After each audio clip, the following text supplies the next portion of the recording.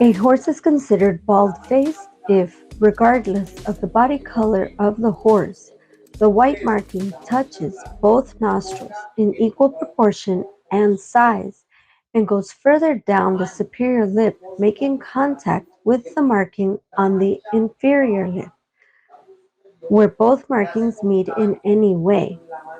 That makes a horse considered to be bald-faced. But what happens if the white marking on the horse touches both nostrils and ends on this side of the superior lip, and the white marking on the inferior lip is on the other side and does not make contact with the top marking? That horse would be allowed to compete. If the white marking touches one of the eyelids, the horse would also not be allowed to enter the competition. Continuing with the topic of markings and types of coloration, I would like to explain what is considered a birthmark and what is considered a white spot. A horse with a white spot would not be allowed to compete. What is a white spot? If we imagine in any area of the body, except of course on the extremities, but for this explanation, we are going to imagine the white spot in this area. It can be any size. So the hair is white in color, but if the skin underneath is pink, then it is a white spot. A white spot is not allowed in competition. On the contrary, a birthmark is allowed. How does a birthmark differ from a white spot? That the skin under the white hairs is completely black when it is a birthmark. This is different from when a horse has several dorsal white markings all along its back, but it has black skin underneath these marks. That is not a problem. This is a type of body color and they are allowed to compete without a problem. When a marking is white hair over white or pink skin, it can go up at the highest to the medial line of what is called the false knee. Let's remember that the actual knee is at the stifle. The white marking cannot go above the medial line of this joint to be allowed in competition. If we move to the posterior extremities, the white marking cannot go above the medial line of the hock. This is the medial line. The marking cannot go above that point of the joint. How can it be measured? By lifting the horse's leg and seeing if the white marking passes where the hock bends at the joint. Likewise, we'd look at the medial line of the joint in the arms. If the white marking is above this line, the horse cannot compete. Once we have already examined the horse, we already talked about the head, the neck, and the body in general, we can then move on to verify the bit. So we respectfully ask the rider which bit he or she is going to use. We must keep in mind that according to the new resolution for schooling horses between 36 and 38 months, that's 36 and 48 months, the shank should not measure longer than 10 centimeters. And for adult horses, the maximum measurement is 15 centimeters. When a bit adheres to the rulebook, the connection between the purchase and the mouthpiece must be movable up to 2.5 centimeters. It cannot be round in this part where it connects. That part cannot be round. If we inspect this bit, we start by measuring it to ensure it is allowed. We measure the port to be a maximum of 5 centimeters. How do we measure the port? We measure from here to here. It cannot be greater than 5 centimeters. The width of this mouthpiece may be a maximum of 12 centimeters. The shank is measured from where the mouthpiece connects to the rein ring. Remember, for schooling colts and fillies from 36 to 48 months, a maximum of 10 centimeters is allowed. And for horses older than 48 months, a maximum of 15 centimeters is allowed. We must keep in mind that there are some bits with the ever-famous inverted shanks. When I speak of inverted shanks, we can imagine a 90-degree angle right here. We see that this curve of the shank is outside of that 90-degree angle. Thus, we consider it an inverted shank, and it therefore is not allowed to pass the prepista. Another thing, the bit hanger must be made of leather. This is an example of a bit that is not allowed in competition. Notice the insertion here, and the distance there must be kept between the curved chain and the insertion of the mouthpiece. It must not be greater than 2.5 centimeters. Aside from its shape and other aspects, it is not permitted.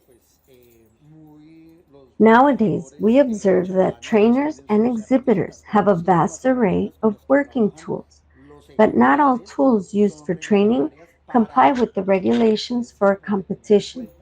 So, that must always be kept in mind. This, for example, is another bit that is not allowed, simply because this rain ring must be able to rotate.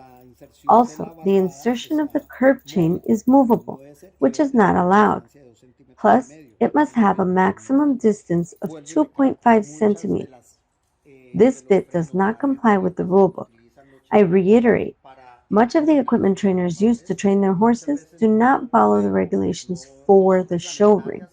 The trainer must be very clear about which equipment is to be used for training and which may be used for competition. This is another bit that we can see has a very pretty leather bit hanger, but does not comply with the rulebook. The insertion of the mouthpiece, for example, is movable but is also round. The rulebook is very clear in that this insertion must be vertical and not round. A bit may be jointed, but in this case, if we measure the port on this bit, it is 7 centimeters tall. The port does not comply with the rulebook. This is a type of snaffle bit, like for dressage horses, and is also not permissible. On another note, let's begin our inspection of the saddles. It is important to know that reins, as well as the rest of the tack, must be black, white, or brown. What do we need in saddles? When it refers to the saddle, an English show saddle must be used. But before we look at the saddles, we are going to measure the horse's height. A horse's height is measured with this mechanism called a horse measuring stick. In accordance with the competition category and the modality of the horse, there are some minimum height requirements. When we speak of trocha y galope and trote y galope stallions over 60 months, they should be a minimum of 1.40 meters tall, and for mares, the minimum is 1.38 meters. When we're looking at Paso Fino and Trocha Pura, the minimum height requirements for stallions is 1.38 meters and 1.36 meters for mares. So let's measure the mare at the highest point of her thoracic vertebrae, which are shaped like this, where they go up and then back down. So at the highest point is the withers, and that is where we measure. It is very important for there to be a hard and flat surface so that the measurement of the horse is accurate. We ensure it is standing properly, and then the measuring stick has this level embedded so we can be sure it is at a right angle with the ruler.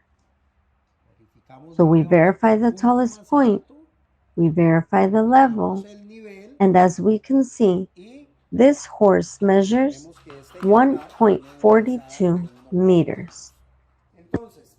Now, moving on to the final point before heading past the Prepista.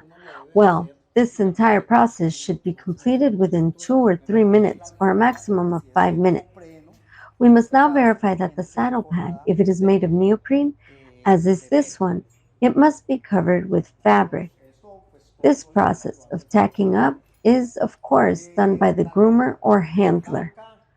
The saddle pad can be white, black, or red. The tack cannot have anything in any other color. It can be black or brown, but it cannot have a combination of anything in any other colors. The stirrups must be traditional. This type of stirrup is considered a dressage stirrup. It could be used if it were at least covered in leather, but otherwise it could not be used because they are not traditional. The bridle straps must be all in black. Even though this lead is natural leather, the straps here would have to be changed to be all black. Now this other bridle has a very pretty traditional lead, but would not be allowed in competition because this noseband is round. In a schooling competition for colts and fillies from 36 to 48 months, double reins can be used. They must both be of the same color and all reins must have leather straps at the end to attach to the bit. It is not permissible to have this type of ending with clips to attach to the bit. They are not permitted, nor are these types of straps or ropes made of nylon and ending with these clips, or however they are called in the United States. It is important to remember that if you are going to use a double rein in a 36 to 48 month schooling colts or fillings competition, they must be of the same color. A question has come up about the riders arriving to the Prepista with this type of straps on the end of the reins for 36 to 48 month schooling classes. We are told that this has the same function as the double rein. They are not allowed under any circumstance. It is always necessary to have the double rein. Moving on to the part of the breastplates. Under no circumstances are metallic breastplates or leather breastplates with metallic insertions allowed. They should all be made of leather, preferably traditional leather. Or if it is this type of breastplate, it must have 3 points. The most important factor is that the breastplate must have a minimum of 2.5 centimeters and a maximum of 5 centimeters in width. That is all I have to share for today. If anyone has any questions, doubts, or concerns, it would be my pleasure to clarify.